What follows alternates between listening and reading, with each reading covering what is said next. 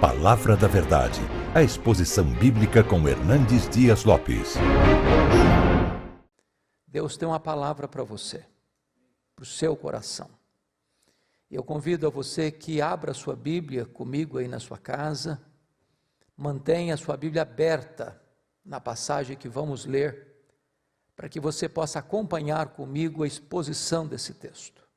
Convido você para ler comigo no Evangelho de Cristo, conforme o relato de Lucas, Lucas capítulo 15. Leremos dos versos 11 ao verso 24. Lucas 15, 11 a 24.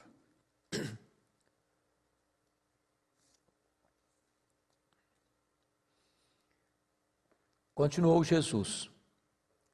Certo homem tinha 2 filhos. O mais moço deles disse ao pai: Pai, dá-me parte dos bens que me cabe. E ele lhes repartiu os haveres. Passados não muitos dias, o filho mais moço, ajuntando tudo o que era seu, partiu para uma terra distante e lá dissipou todos os seus bens, vivendo dissolutamente. Depois de ter consumido tudo, sobreveio àquele país uma grande fome e ele começou a passar necessidade. Então, ele foi e se agregou a um dos cidadãos daquela terra e este o mandou para os seus campos a guardar porcos. Ali, desejava ele fartar-se das alfarrobas que os porcos comiam, mas ninguém lhe dava nada. Então, caindo em si, disse: Quantos trabalhadores de meu pai têm pão com fartura,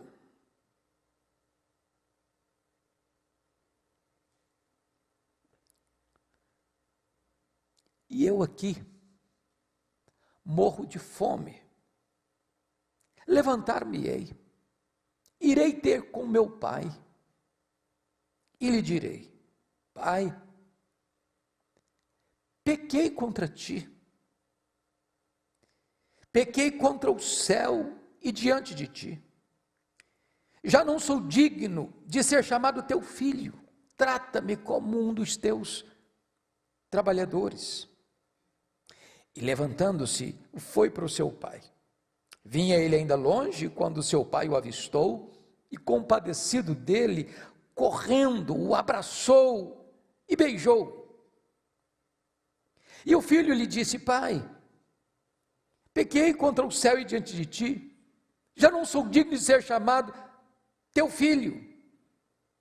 O pai, porém, disse aos seus servos: Trazei depressa a melhor roupa, vestiu, ponde-lhe um anel no dedo e sandália nos pés. Trazei também e matai o novilho cevado, comamos e regozijemo-nos. Porque este meu filho estava morto e reviveu, estava perdido e foi achado. E começaram a regozijar-se. Eu quero pensar com você sobre o seguinte tema hoje à noite: volte para casa. O pai está esperando por você. Volte para casa. O pai está esperando por você.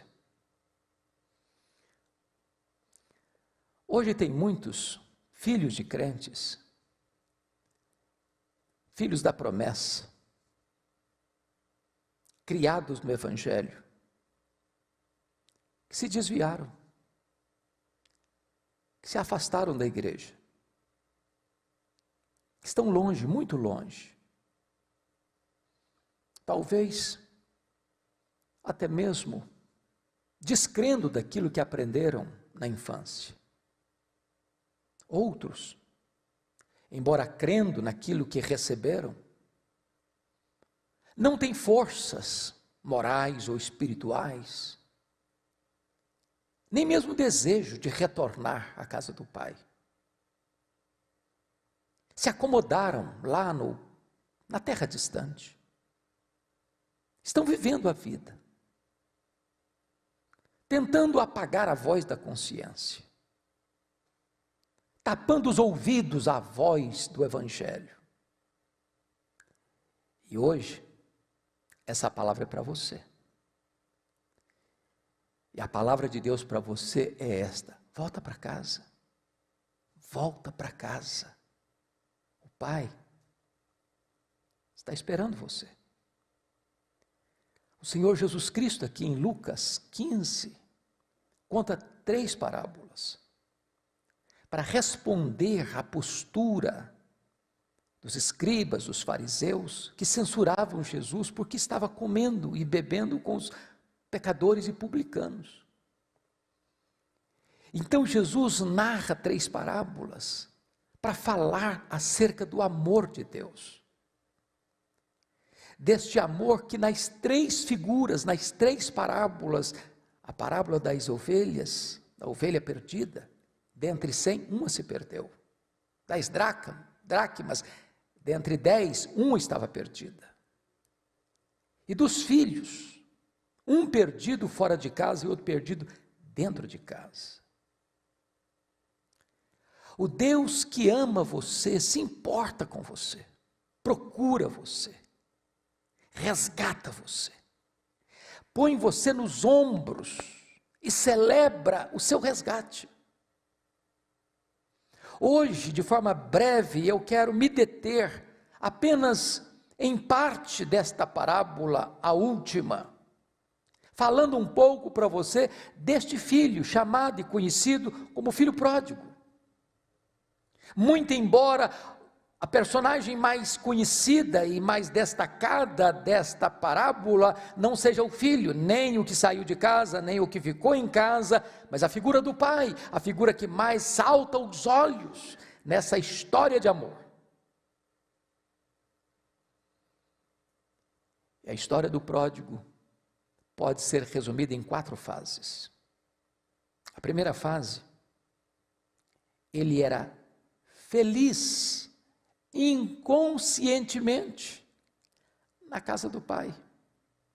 Ele tinha tudo. Ele tinha o pai, ele tinha o irmão, ele tinha mesa farta. Na casa havia muitos trabalhadores que se assentavam à mesa, farta. Tinha segurança. Mas de repente, um fato aconteceu, chamado de insatisfação. A insatisfação é um perigo, é uma ameaça, é sutil. Ela consegue semear no seu coração o sentimento de que você merece mais, de que você pode mais, e de que você não deva ficar limitado ao que você tem na casa do Pai, porque existe para fora dos muros e para além dos muros uma vida que está pulsando lá fora, e você precisa beber todas as taças dos prazeres que esta vida oferece a você. E de repente, a casa do Pai se torna uma casa enfadonha, e de repente o pai já não representa mais nada para você, e de repente a mesa farta já não diz nada para você, e de repente a segurança que você tem já não diz nada para você, e agora fazendo uma aplicação espiritual, de repente a sua igreja já não tem mais valor para você, ela já não se torna mais interessante para você, e de repente o mundo vai atraindo o seu coração, vai conquistando a sua mente, vai entrando nas suas emoções, e daqui a pouco você diz: não, eu não quero mais. É por isso que esse moço chega para o seu pai e diz: pai, eu quero a parte que me cabe da minha herança. Naquela época, o pai não repartia a herança enquanto ele estava vivo, essa herança só era desfrutada depois da morte do pai. Mas esse menino está dizendo para o pai assim: olha pai, eu não me importo com o senhor, no meu coração o senhor já morreu, eu só quero o que é meu. Eu não quero mais ficar aqui, estou cansado. Essa casa não me satisfaz mais. Quantos filhos saíram da igreja, que abandonaram uma criação que tiveram, que se afastaram do Evangelho, porque de repente o mundo parecia mais atraente para eles, do que a casa do Pai, do que a casa de Deus, e se afastaram. Mas note você que além da insatisfação existe um segundo ponto, que é a rebeldia. É quando a insatisfação gera ingratidão, e a ingratidão dá à luz à rebeldia. Ele mata o pai no coração, antes de receber a herança do pai. Talvez você que está aí hoje, vivendo longe de Deus, talvez num país muito distante, talvez você também, de repente, nutriu no coração uma insatisfação, e essa insatisfação gerou uma ingratidão, e a ingratidão deu à luz a rebeldia no seu coração, e você virou as costas para Deus, virou as costas para a igreja, virou as costas para seus pais, virou as costas para a sua família. Você era feliz e não sabia. Você era feliz inconscientemente. Mas e o segundo estágio? O segundo estágio, ele era infeliz, inconscientemente, no país distante. Veja comigo, por gentileza, o versículo de número 13. Partiu para uma terra distante, e lá dissipou todos os seus bens, vivendo dissolutamente, depois de ter consumido tudo. Veja você, que ele não parte para um lugar conhecido, embora é uma parábola. Jesus, cuidadosamente, como um artista das palavras, define como terra distante.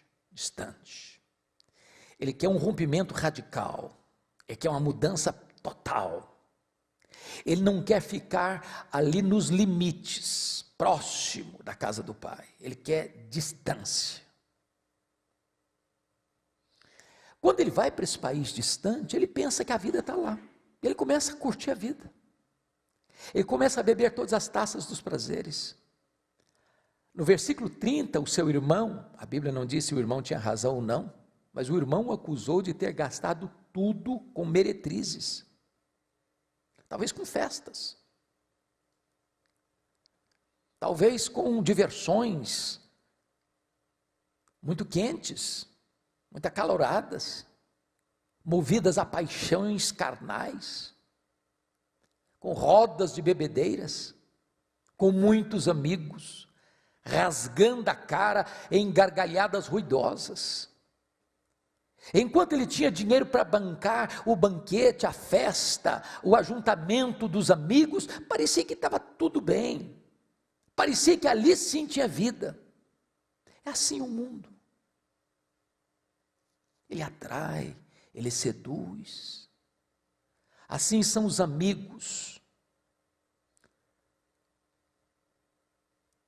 utilitaristas, que se aproximam de você para sugar um pouco, para extrair um pouco, para se aproveitar um pouco. E ele estava rodeado de amigos que não eram amigos, que estavam vivendo aquele tempo com ele. Talvez hoje você esteja vendo isso.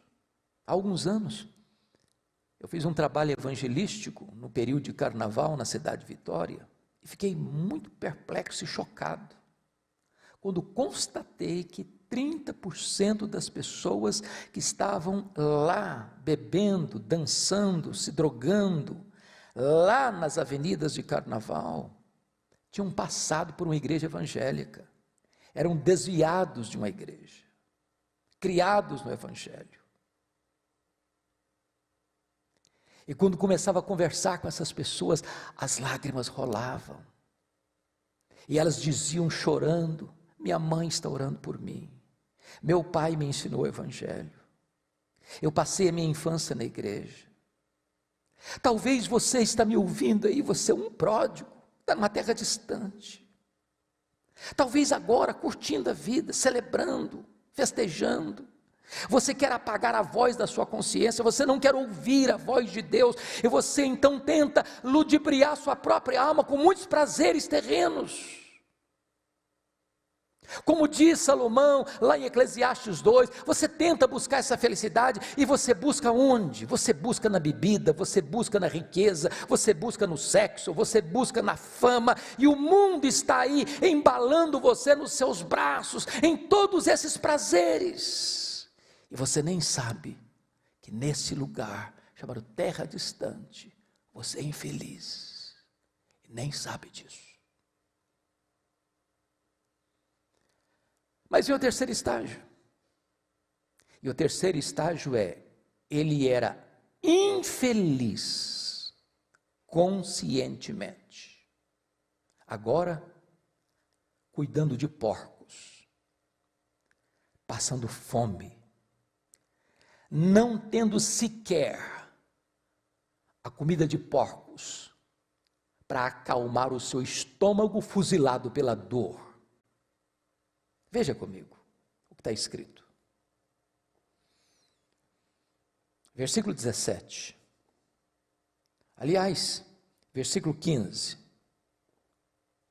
Lá no versículo 14, ainda introduz o assunto. Depois de ter consumido tudo, sobreveio àquele país uma grande fome, e ele começou a passar necessidade. Então ele foi e se agregou a um dos cidadãos daquela terra, e este o mandou para os seus campos a guardar porcos. Ali desejava ele fartar-se das alfarrobas que os porcos comiam, mas ninguém lhe dava nada. Agora ele sai de uma situação de dissolução para uma situação de degradação. Os amigos foram embora porque eram utilitaristas. Estavam com ele enquanto ele tinha algo a oferecer. Agora o dinheiro acabou. Agora a fome chegou. Agora a crise se estabeleceu. Agora eu não encontro um emprego digno. E Jesus, cuidadosamente, para mostrar que o pecado é traiçoeiro, porque o pecado vai levar você mais longe do que você gostaria de ir, o pecado vai reter você mais tempo do que você gostaria de ficar, e o pecado vai lhe custar um preço mais alto do que você gostaria de pagar. E Jesus cuidadosamente diz que esse rapaz vai cuidar de porcos, animais considerados imundos na cultura judaica. Com isso, Jesus está dizendo que esse rapaz desceu ao fundo do poço. É a degradação. Agora ele é infeliz, agora ele sabe que é infeliz. Quantas pessoas que se afastaram da igreja e estão hoje cuidando de porcos, prisioneiros de um vício, com a alma arruinada, coração trevoso, passando necessidades profundas, talvez não financeiras. Tem muita gente hoje com muito dinheiro, com a alma moída, com o coração apertado, sem brilho nos olhos, sem sorriso na face, sem paz na alma. O colchão parece que tem espinho e o travesseiro parece que é de pedra, porque não há paz na alma, não há uma consciência pacificada. Talvez você que está me ouvindo hoje já esteve assim, e hoje você está completamente sozinho, na sua desdita, na sua desventura, no abandono de si mesmo, rendido às coisas mais terríveis que outrora você considerava imundas, e é exatamente nesse ambiente que você se encontra, porque o pecado foi levando você, amarrando você. No começo, o pecado parecia um fiapo podre que você arrancava com uma dedada. Agora parece uma corrente grossa que você não consegue se libertar. Mas Aqui está um ponto que é um corte radical na passagem, que é a decisão que ele toma. No versículo 17, olha comigo, até o verso 19. Então, caindo em si, disse: quantos trabalhadores de meu pai têm pão com fartura, e eu aqui morro de fome? Levantar-me-ei, irei ter com meu pai, e lhe direi: pai, pequei contra o céu e diante de ti, e já não sou digno de ser chamado teu filho, trata-me como um dos teus trabalhadores. Você que foi criado no Evangelho, você que é filho da aliança, você que é filho da promessa, você que foi instruído pelos seus pais no caminho da verdade, você que tomou um outro rumo, que pegou um atalho, que se desviou de Deus, que se afastou da igreja, que virou as costas para a instrução que você recebeu na sua família, é hora de você cair em você mesmo e você parar um pouquinho e dizer: meu Deus, aonde eu fui parar? Volta o seu coração, volta o seu olhar para a casa do Pai. Veja como foi a casa do Pai.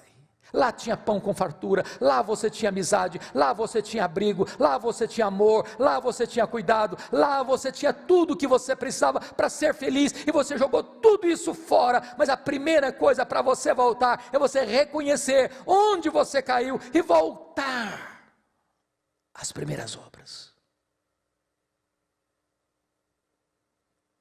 Então, gostaria de pensar com você a quarta fase desse moço. A primeira delas, ele era feliz inconscientemente na casa do pai. A segunda fase, ele era infeliz inconscientemente na terra distante. A terceira fase, ele era infeliz conscientemente, cuidando de porcos. Mas agora, em último lugar, quarto lugar, agora ele é feliz conscientemente, de volta para os braços do Pai. Veja você comigo duas coisas. Primeiro, a ação dele no versículo 20 e 21. Não basta você fazer propósitos. Eu já tenho conversado com tantos filhos desviados, que até choram, que até reconhecem, mas não se levantam, mas não agem. Você não é aquilo que você sente, você não é aquilo que você promete, você não é aquilo que você fala, você é aquilo que você faz. Olha comigo o verso 20. E levantando-se foi para o seu pai. É preciso ação. E eu quero encorajar você hoje em nome de Jesus. Não importa há quanto tempo você está afastado da igreja, não importa há quanto tempo você está afastado da comunhão com Deus, levante-se e volte para a casa do Pai. Ele está esperando você. Toma uma decisão. Alguns dizem: pastor, mas hoje eu tenho tanta coisa que está pendente na minha vida, eu fiz tanta coisa errada, eu estou hoje preso a um vício, a um pecado, a uma situação, eu não consigo, vou resolver isso primeiro, quem sabe depois, amanhã talvez eu volte. Em nome de Jesus, tome a decisão hoje, agora, é um ato, uma decisão sua. Toma a decisão: levantar-me-ei, irei ter com o meu Pai. E diz o texto, no verso 20, que ele caminha para a casa do pai, sem saber qual seria a resposta do pai. Ele tinha ferido o coração do pai, ele tinha virado as costas para o pai, ele tinha matado o pai no seu coração, ao pedir antecipadamente a sua herança. Mas diz a Bíblia, versículo 20, que vinha ele ainda longe, quando seu pai o avistou. Quando seu pai o avistou. Eu quero dizer para você que antes de você querer voltar para Deus, Ele já está se voltando para você. É Ele que amou você primeiro. É Ele quem procura você. É Ele quem busca você. É Ele quem corre na sua direção.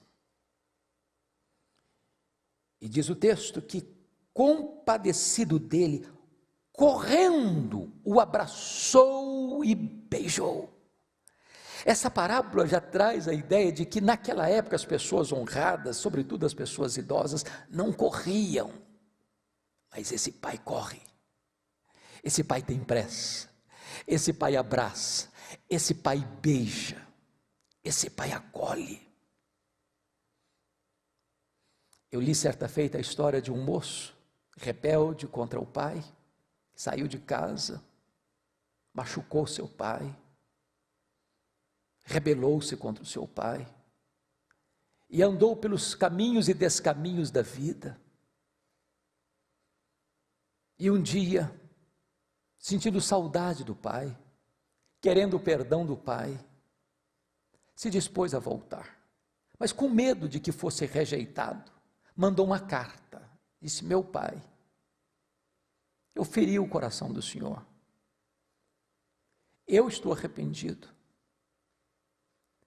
então, se o senhor tiver disposição de me perdoar, eu vou passar de trem na porta da nossa casa. Se o senhor fizer um sinal de que está pronto a me perdoar, ponha um lenço sobre a laranjeira que nós temos na porta da casa, e eu saberei que o senhor tem disposição de me perdoar, e eu pararei na próxima estação e voltarei. Para surpresa daquele moço, quando ele se aproximava com os olhos vidrados para ver se conseguia ver um lenço branco na laranjeira, para sua surpresa, tinha um grande lençol branco cobrindo toda a laranjeira. Seu pai estava dizendo: meu filho, eu perdoo você, volta para casa, eu estou esperando você.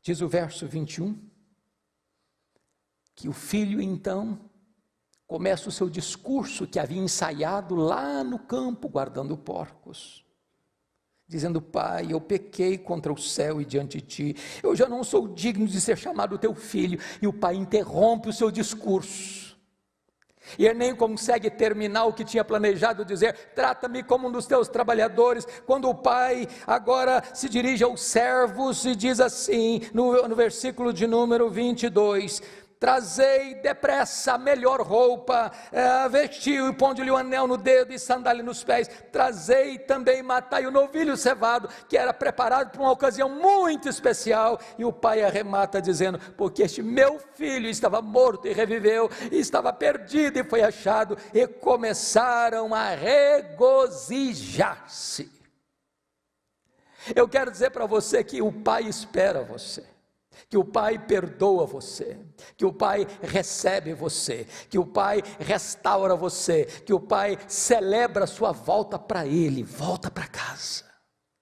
É curioso que o pai não lança no rosto do filho: meu filho, você fez coisas erradas, você foi insensato, você foi ingrato, você foi rebelde, você gastou dissolutamente toda a minha herança que eu lhe entreguei nas mãos. O pai não fala nada disso, o pai não joga no rosto dele os seus fracassos, as suas mazelas, as suas derrotas. É assim que Deus trata você, Ele ama você, Ele perdoa você, Ele restaura você, Ele faz tudo novo na sua vida. Então agora mesmo, volta para casa, o pai espera você.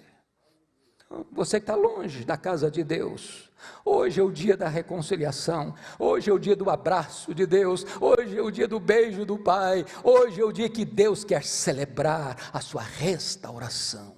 Volta para casa, o pai está esperando você.